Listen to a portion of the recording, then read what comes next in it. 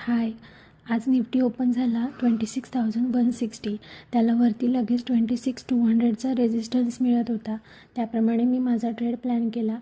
25-30 रुपीजचा suitable असेल दिसताच ट्रेडमध्ये एंट्री केली. आज थोडा इन द मनी 26,100चा कॉल शॉर्ट केला. याचं कारण असं होतं, माझा निफ्टीचा व्ह्यू 26,100पर्यंत वन टिक लावून तिथून रिव्हर्स घेईल असा होता. इन द मनी असल्यामुळे पटकन पॉईंट्स घेऊन बाहेर पडायचं. जेव्हा निफ्टी 26,122पर्यंत येऊन ग्रीन कॅन्डल बनवू लागला तेव्हा मला ट्रेडमध्ये थांबण्याचा कॉन्फिडन्स वाटत नव्हता. मी रिव्हर्सल कॅन्डलमध्ये एक्झिट केलं. त्याच्या दुसऱ्याच कॅन्डलने या ट्रेडमध्ये 30 पॉईंट्स दिले.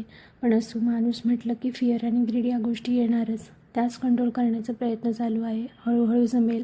ही शॉर्ट बनवण्याच्या आधी पाहिलं 2:30 वाजेपर्यंत त्या कॉलने जवळजवळ 16.90चा लो टच केला होता. अशीच इंटरेस्टिंग ट्रेडिंग जर्नी पाहण्यासाठी मला नक्की फॉलो करा.